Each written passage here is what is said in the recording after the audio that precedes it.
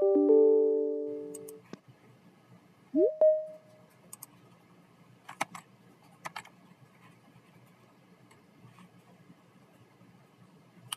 we are live and we are recording. All right, my name is James Pepper. I'm the chair of the Vermont Cannabis Control Board. Today is May 16th, 2022, and I call this meeting to order. Just a quick update on licensing. I won't bury the lead. Today we're going to be issuing our first operating license. It's a social equity applicant in a small outdoor cultivator. I know many people out there were hoping we'd issue more by now, and we share that concern, that feeling, but it's, I think, at least relevant to put this moment into a little bit of context. When I started down the road of tax and regulate back in 2015, the goal was to get up and running by issuing licenses exclusively to dispensaries. This was the model at the time around the country, and it still largely is. Vermont really has charted a different path forward. When we were appointed a little over a year ago, issuing licenses in 2022, let alone May of 2022, felt like an impossibility. The Cannabis Board is a new independent agency. It's not under the umbrella of a larger agency that could give us things like computers or a place to work or any of the kind of basic IT or HR support. We really had to build this agency from the ground up. And I know I'm a broken record on this point, but the legislature was supposed to give us our staff and improve our basic market structure last year. We were supposed to hire these people and build our regulatory structure with them last year, and essentially have the entirety of the table set for May 1st. But the early delays in passing Act 164 snowballed into delays in appointing the board members, appointing our advisory committee, missing the 2021 legislative session, and hiring our executive director. And of course, there's always a tension in government between doing things in the open with public support and doing things quickly. From the beginning, the board really recognized that the only way we were going to build trust and the rules that we needed was to embrace the open meeting laws, to have an open and honest dialogue with the public. Since our first meeting last May, we've held over 150 public meetings. I think we set the record with respect to adopting our rules. And yet we did so with a tremendous amount of public input and advice. We now have a functional licensing portal that's getting better every day. We've pre-qualified, I think, over 100 applicants. And today we're going to be issuing the first Vermont legal cannabis business. So this is not a victory lap, but I would like to take a brief moment to acknowledge the incredible work of our staff. Making up for these delays has always been a top priority of the board, but it's come at a real personal cost to our staff who've ignored their families, postponed taking time off, spent many sleepless nights thinking about canopy sizes and insurance requirements, certainly cashed in all their favors with our partners in government and with the legislature and with family members. And really, a lot of the problems that we face as a cannabis board are unsolvable and at times intractable because of the federal status and the enduring stigma associated with cannabis. Working here at the board just means you have to embrace that and wake up every day with the attitude that we're going to give it our best shot. So thank you to the original cannabis team, Nellie, David, Kimberly. Thank you to the medical team, Meredith, Melissa, and Lindsay. Thank you to our new recruits, Carolyn, Alexis, and Dominique. And Julie, Kyle, thank you. You've all really shown a lot of persistence and patience, resilience, and conviction. And you're all a lot of fun to work with. And I know, Julie, you keep looking over at Bryn. Bryn, all I can say is, where would we be without you? You really are the heart and soul of the Cannabis Board. You're a leader, a strategist, our therapist, our spiritual advisor, and our best friend. If you go back and watch the debate around Act 164, the legislature didn't want to spend any money on the board before it started generating revenue. So they combined about 6 positions into one, into the executive director. And when I was appointed, I created a list of people that I thought could pull it off. It was a short list, an extremely short list, but Bryn, you were at the very top. So, I'm very grateful for you that you said yes. I'm grateful for all the sacrifices you made. I'm grateful that you've never keyed my car when you pass it in the garage. But then again, you're always here before me and I always leave before you. So maybe it's just a coincidence. Anyway, we are, just taking a brief moment to acknowledge the staff, but we are getting back to work to approve more licenses. In issuing licenses, the board needs to balance the urgency that we all feel with the need for transparency. So our plan is to approve licenses during our regular meetings. However, if we get to a critical mass at any given time, we may decide to call a special meeting to approve those licenses. We will do so in compliance with the open meeting laws and give 24 hours notice. And when we do approve an application, we will notify the applicant by email. The instructions on how to download your license and your establishment ID card will be contained in the email.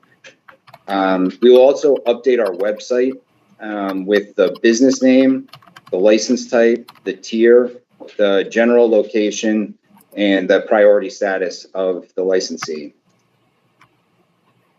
We've been fielding a lot of questions about where in the pipeline each individual applicant is. And I recognize there's a lot of anxiety about getting your license, and do feel free to call or email us with your questions. But please just keep in mind that each inquiry slows down our team in issuing licenses. We have guidance on our website on how we're reviewing applications. We are prioritizing social equity and economic empowerment candidates and the current dispensaries as the statute requires us to do. And then we will turn towards general applications in the order that they were submitted. If you call us and ask where you stand in the queue, we can't give you any greater detail than that. And we will be in touch directly with you, either when your application is complete, if it is incomplete, what information we need from you, and when it's appropriate for you to reach out to CSI. So that's it on licensing. I'll just give a very brief legislative update. Our 2 kind of policy priority bills did pass both chambers of the House. They didn't pass in the exact form that we asked, but they were combined kind of in a legislative maneuver in the waning days into a single bill. It's S-188. You can find it on the legislative website. It's an important bill. It does some really critical things for leveling the playing field between small cultivators and, larger companies. There's a lot of issues around consumer safety and public safety that are addressed. And it does things, that increase the functionality of the market. But it didn't do concentrates. They didn't lift the cap on the high THC solid concentrates. They did ask for a report back from the Cannabis Control Board about the impact of leaving that cap in place. And so this issue is still alive and will be debated next year. Fire safety, I mentioned a few times, fire safety needs to talk to every prospective licensee, whether you're kind of a retailer or product manufacturer or you're an outdoor cultivator. They've done some internal reorganization at fire safety, and now all cannabis inquiries should run through just Landon Wheeler, whether you're north or south. It's Landon Wheeler, Landon.Wheeler at Vermont.gov, or his cell phone is 802-216-0501. Inventory tracking. I know that this is an issue that people are focused on. So it's a very important part of the regulated market. It protects the industry from federal enforcement, protects licensees from being undercut by illegal inversion, and it helps the board prioritize our compliance resources.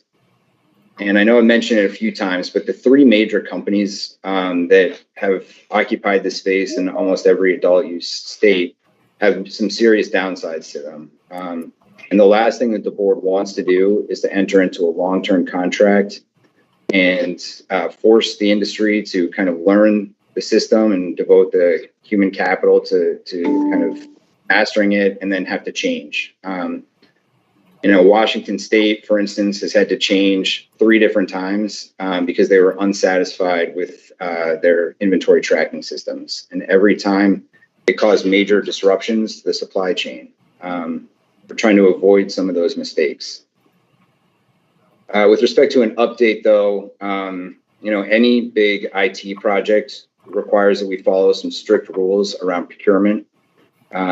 We have our scope of work drafted for inventory tracking. It's being reviewed and approved by all of the right people currently, and will subsequently be put out to bid. Until we have a contract, I can't give too much specificity as to the exact parameters of what will be required. However, conceptually, you will be required to keep records of your inventory, including all sources of seeds and clones, acquisitions, sales, transfers, harvests, applicators, testing, disposals. You can do this on your own, or you can do it using a third-party inventory tracking platform. You'll have to share these records with the board on a regular basis, and we will be analyzing them internally and conducting regular site visits based on our analysis. This is the model that's being used in a growing number of states as the industry starts to move away from the kind of big 3 heritage systems. I'll continue to provide updates where possible, but please know that every licensee is required by law and by rule to track your inventory, and we will be requesting those records. Other than that, I just need to approve the minutes from our last meeting on May 9th. You guys had a chance to review them? Mm-hmm. Is there a motion to approve? So moved. Seconded. All in favor? Aye. Aye. Okay. The next on our agenda is to review staff recommendations on pre-qualification and licensure.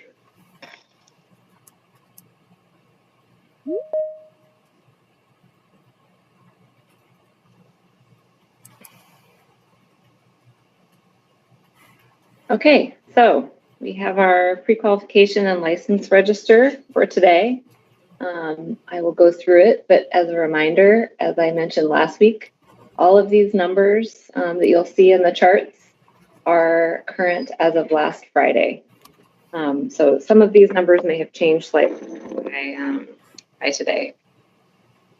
So you'll see that the board has before it today 36 pre-qualification applications up for review and approval. We have really plowed through the cultivator pre-qualification applications. You've already approved a little bit over 100 of them. So today we are primarily going to be looking at retail, manufacturing, and wholesale pre-qualification applications. So I'm going to jump into our list for today. So again, all of these applicants have demonstrated compliance. They've been reviewed by staff. Their applications have been deemed sufficient to meet the requirements of rules 1.41 and 1.42, and therefore have been found to be suitable for pre-qualification. So I'll jump right in. By submission number, we've got 106B, applicant for a Tier 2 manufacturing license. Submission 106C, retail license. Submission 149B, Tier 2 manufacturing. Submission 149C, retail. Submission 156B, Tier 3 manufacturing. Submission 156C, wholesale. Submission 6B, retail. Submission 155, Tier 2 manufacturing. Submission 39, retail. Submission 538 retail, submission 55 retail, submission 74 tier 2 manufacturing, submission 142 wholesale, submission 142B retail, submission 238 retail, submission 469 tier 2 manufacturing, submission 290 retail, submission 169B tier 2 manufacturing, submission 1B tier 2 manufacturing, submission 269 retail, submission 302 wholesale, submission 319 tier 2 manufacturing, submission 320 retail, submission 322 retail, submission 26B retail, submission 291 tier 3 manufacturing, submission 291B retail, submission 281B retail, submission 490 tier 2 manufacturing, submission 505 retail, submission 35 retail, submission 75 retail, submission 312 tier 1 mixed use cultivator, submission number 350 tier 1 outdoor cultivator, submission 369 retail, and submission number 253 retail. And a reminder, when there's a when the submission number is followed by a letter, that's because that applicant has submitted a pre-qualification application for another license type. So those 36 applicants are recommended by staff for board approval for pre-qualification. And I will keep going, so if you'd like, because we've got something else. We have 2 other things to approve on the register today, so if you'd like to approve everything as a package, we can go through everything first. Okay. So as the chair mentioned here, we do have 1 license application for review today, recommended by staff for licensure, but we'll take a look first at the application numbers. So you can see that we have sent out about 25 incomplete letters to outdoor and indoor small cultivators. So that means that those applications have been reviewed by staff, deemed to be incomplete, and staff has prepared a letter indicating to the applicant what they need to submit in order to have a complete application for the board to review.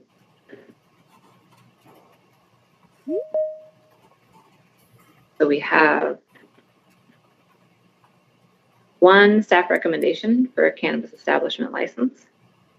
So that is our first applicant up for review by the board. So this business, Rutland Craft Cannabis Limited, has demonstrated compliance with our application requirements for all license types, and also those specific requirements for cultivators, subject to the waiver provisions that are set out in Rule 1.18. So what that means is they've demonstrated compliance with Rules 1.4 and 1.5, and they have been deemed suitable for licensure by staff. So you can see here the business name. This is all information that the chair indicated would be public on the website. Business name, it's an indoor tier 1 small cultivator. The location is Brandon, Vermont, and they have been deemed to be a social equity applicant by the board. And lastly, we have another submission number up for review for social equity status. And then also you can see our social equity numbers up here. Got 10 in submitted and received status. We have 3 social equity license applications currently under review. 29 have been deemed incomplete, and we have 1 pending board review, which is right here. So this applicant has met the criteria for social equity individual applicant as set out in the rule, as they meet the definition of a socially disadvantaged individual as defined in Rule 1.1.3Q. And the staff is recommending that this submission number be approved for social equity status. All right. Well, David, do you want to help us with a motion, or have you done that?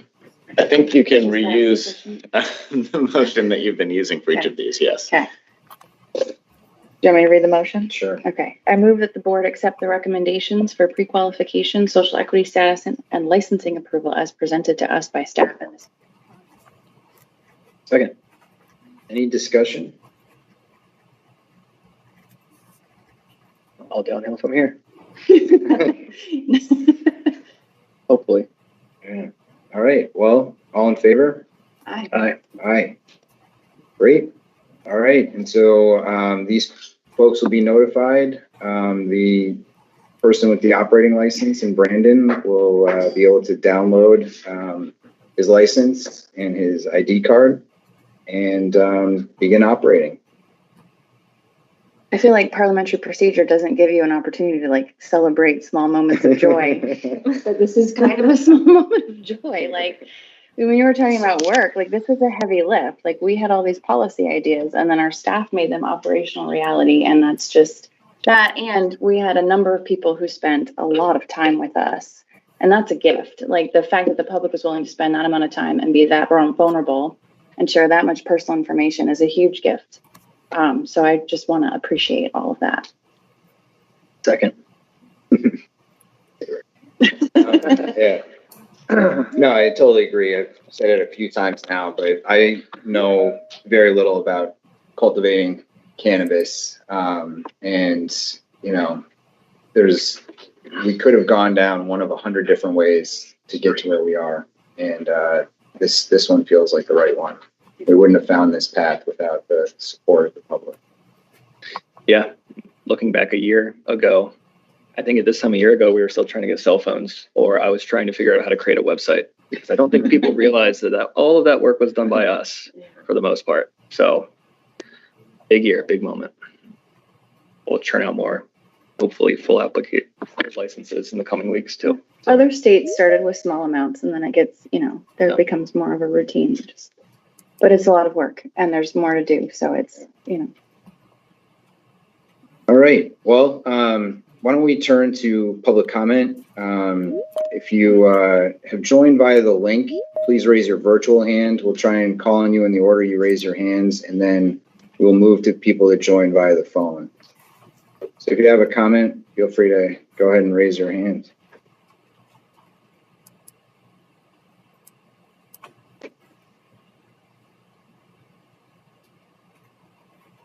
Dave. Hey, congratulations on a big first step. Very proud of all the work you guys have done. You should be proud of it. It was a lot. I was wondering whether it might be possible for the board to, act as a clearinghouse or provide contacts between different parts of the supply chain. As folks are pre-qualified, for example, I have clients who are retailers who would love to start conversations with pre-qualified growers. So to the extent that the board can help the market with that sort of connectivity, I think it would be much appreciated. Thank you very much. Thanks, Dave. Next, we have Red Clover, I think analytics, Red Clover, regardless. Yes, Red Clover Analytics. Previously, we were THC Analytics, but we, changed our names. Banking, they're really finicky about names. But nonetheless, can you hear me? Oh, yeah. Okay, yes. Good. Nonetheless, I want to thank you for all the work you have been doing. This is great. And I used to do group development before I started doing this. And one of the things I used to say is celebrate even small victories, because celebrating small victories gives your team that oomph to keep going and desire to see the goal through. But anyhow, the other thing I was asking is, are we going to see any type of updates on the side of medical? It just, since you guys merged, I personally haven't heard much from that end of things, and, curiosity. Thank you very much. Thank you. OK Organics.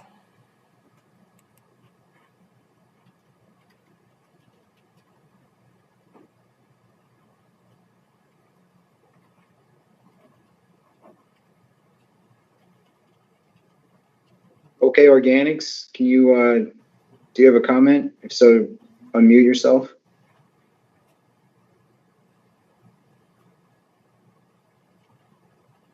Nelly, why don't we keep going and we'll move back if OK There's joins like a us. spider web right here. All I can see. Sure. That is all for folks. Oh, wait, we have one more. Anne. Good morning. I am calling you from beautiful Arizona, and I just wanted to congratulate your team. I worked in 15 state processes, and I've never seen one with such transparency, and truly appreciate what you have all put together there. So thank you for being such leaders in the industry. Thanks, Ann. So if you've joined by a phone, you can unmute yourself by hitting *6, and we'll try and And we have a couple more folks. OK Organics did manage to unmute themselves.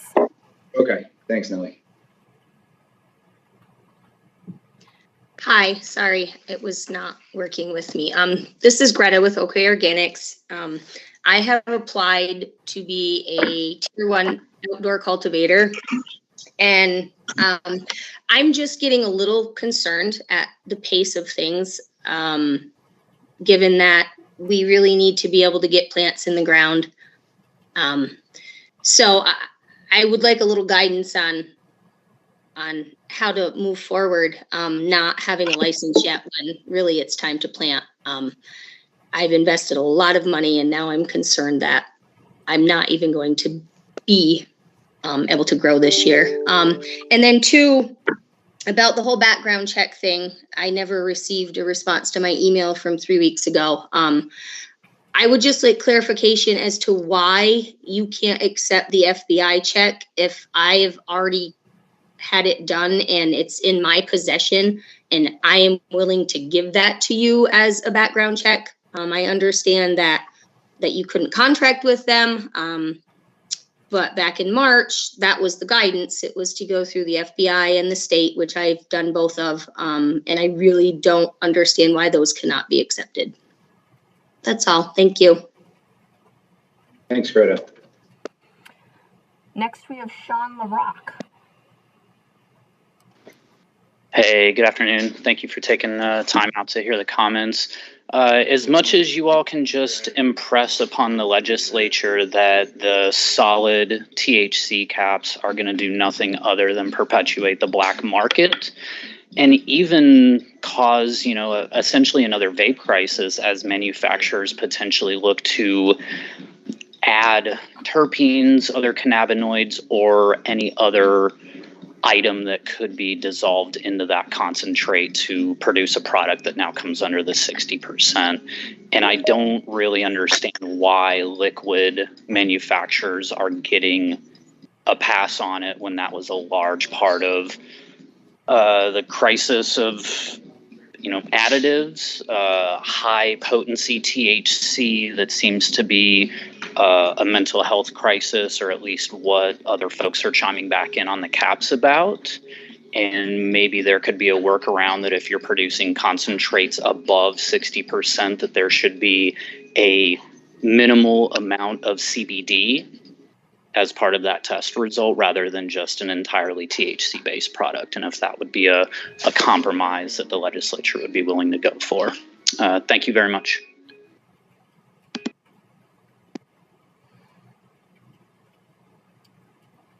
Next is Tito. Hi, everybody. I hope you're all having a great day. I just wanted to express my disappointment that the THC caps didn't get removed coming out of the legislature. And I just want to emphasize the importance of getting this changed as soon as possible. So if that has to, if it has to wait now till the next legislative session, then we just got to make sure that this stays in the conversation, because it really is devastating. It's really like just eliminating 50% of the revenue for retailers, it feels like. But that's it. Thank you all. Thanks, Tito. Jared. Yes, I'd like to second the comment from the caller that said she was concerned about getting plants in the ground. I'd like you to consider prioritizing growers for approval, because if you don't get the growers approved, the dispensaries won't have much to dispense come October. Thanks, Jared. Bernardo. Hello, can you guys hear me? Yep. I just wanted to commend you guys on your work. I've seen this process roll out in other states, and I have to say the transparency you provided to the public is like unmatched, especially with regard to pushing for small cultivators and small producers in general. I will not be joining the market because of the THC cap. And so far, I've spoken to 6 people who I think they want to pull their license applications. But I'm curious. I just have a suggestion, curiosity. I know this might be written in the legislature or not.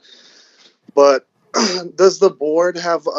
Is the board allowed to decide what products are disposed in cartridges? To my understanding, solid concentrates have a cap on them. Liquid concentrates do not, but they have to be dispensed in cartridges. Is there a workaround for that? The cartridges themselves, because of the product being put inside the cartridge, there's essentially 122% tax, right? That's 30% cannabis tax, 92% vape tax. So if, as a producer, I sell a $25 vape cart to a store, the store wants to sell it for $50, the consumer pays $111.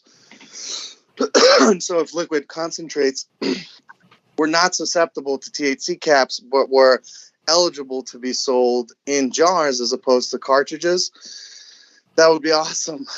And I just want to second the speaker who discussed the vape crisis.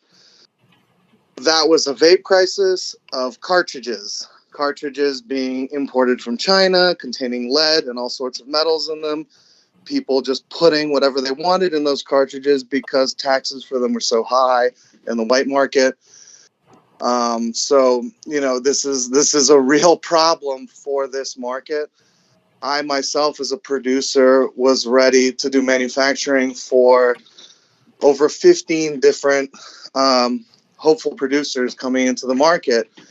And now, aside from trimming, packaging, edibles making, they're not able to turn over a majority of their harvest to a small production lab in order to have faster turnaround. When you consider the home occupancy growers only being allowed to hire 1 employee, that's a lot of work for them to maximize their value. And they're not able to offset that work to anyone. I mean, they are, but I don't know who's going to open a trimming facility because it's not really worth it. Anyways, I know it's not your fault. I think you guys are doing a great job. I just want to give you some bullets to take to the legislature. Thank you. Thanks, Bernardo. Mayor.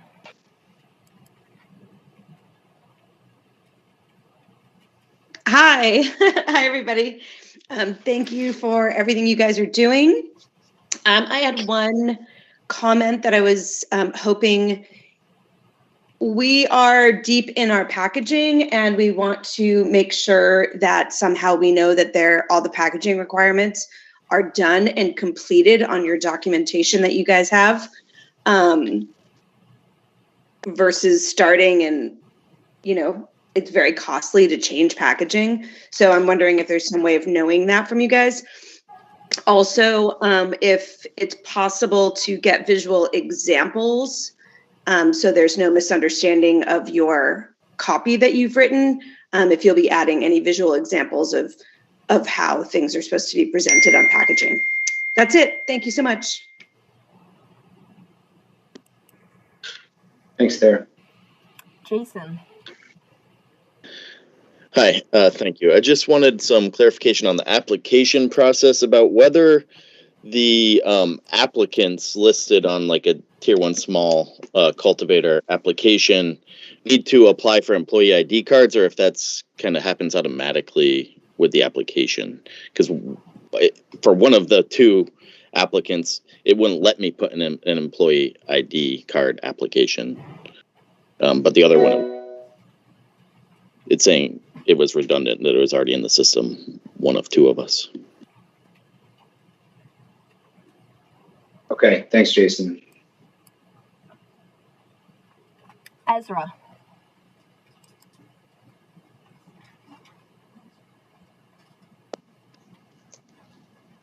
I'm Ezra. I don't know if there's more than one Ezra, but I'm happy to share a comment. I think it's you. Yeah. Thanks.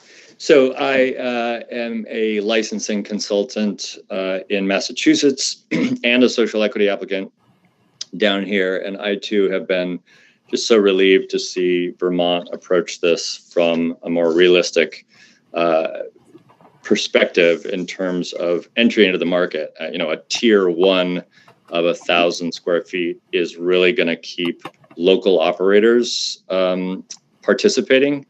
And, for example, in Connecticut, a tier 1 is 10,000 square feet. So and they also are trying to do social equity, but to make the industry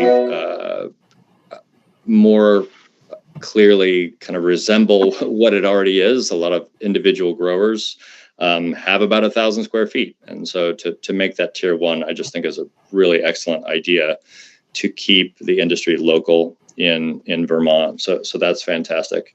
And I just look forward to it coming online. Thank you. Thanks, Ezra. Anyone else, either by video or by phone?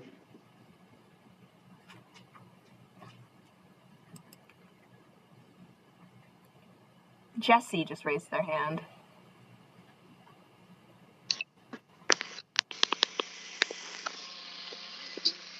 Hello. Hey. Hey, how's it going? Actually, this is Shane McFarland with Old Growth Organics. I just wanted to touch base and first.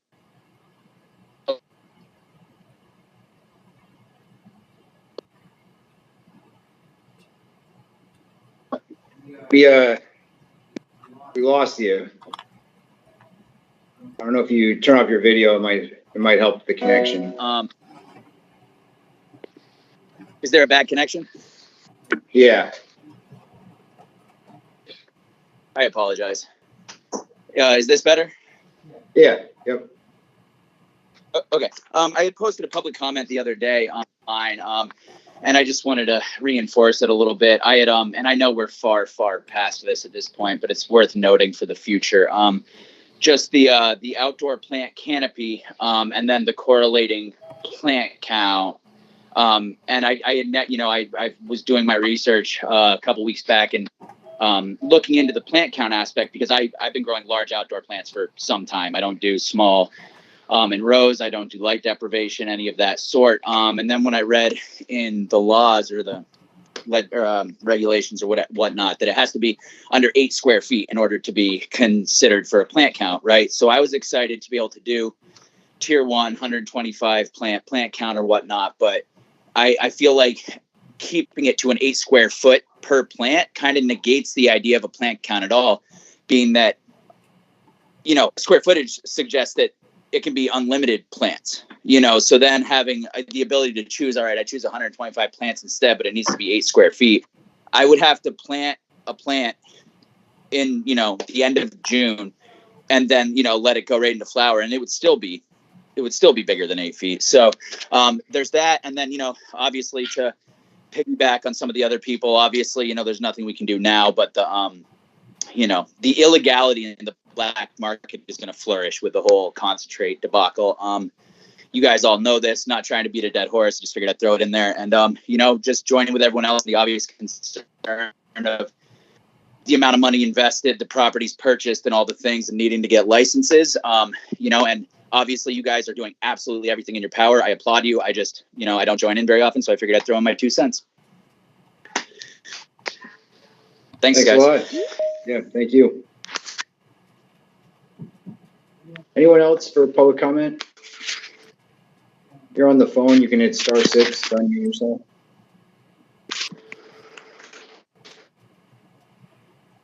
All right, well, I'll close the public comment window. Just a few comments in response, the things we can answer. The board will share whatever contact information about licensees that they kind of agree to, other than what we've done already. So we can look into maybe sharing contact information if someone gives us approval to do so. Medical, there was a medical bill this year. It didn't get a hearing. The new rules are up. People can apply for medical licenses if they'd like to. And if there's suggestions about the future of the program, the board, will probably be looking into that issue and creating a new legislative proposal on that. The federal ID check, the kind of, you go to the post office or the sheriff's office and get your own fingerprints. That specifically is not permitted to issue a license using those federal ID checks. The process that was spelled out in our statute is slightly different. And that is through the Vermont Center for Crime Information or Crime Information Center. So we can't issue a license based upon that federal ID check. Solid concentrates, yeah, I mean, we hear you. The legislature, I think, actually started to come around to the idea that a regulated product is better than having the black market or the illicit market supply that demand. They want alternatives to just lifting the cap. They want to see what can we do to kind of protect youth, to protect low information consumers. How can we educate them about high THC concentrates before they lift the cap? So, the Senate voted twice unanimously to lift the cap. The House, they didn't feel comfortable with just lifting the cap. They wanted something else. So they've given us the task of creating a report about the impact of leaving that cap in place. It's due December 1st of this year. So we'll be holding a series of kind of public meetings about that where people can weigh in. But really, if you weigh in, feel free to, focus on what the alternative can be to lifting the cap, because I think, people have caught on that the illicit market will continue to supply those and do so using dangerous products. Packaging.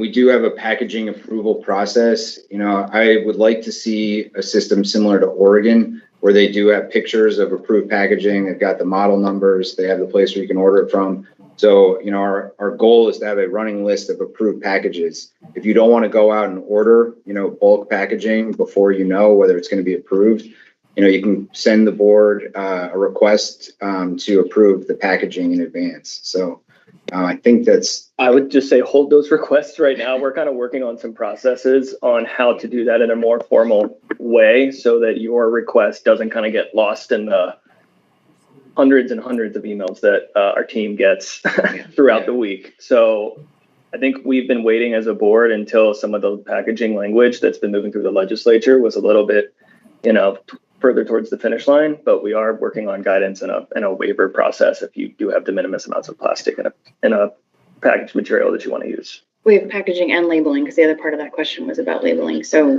that's on its way. Yeah, and there's high def pictures of everything needed on our website from a warning perspective. And then with respect to the employee ID card, Bryn, do you want to just explain that a little bit? Sure. So the employee ID cards, there will be a separate application for employee ID cards that's separate from the cannabis establishment ID card that you get once you've been licensed. So if you do have employees or are anticipating having employees, you will have to fill out a separate application for those individuals.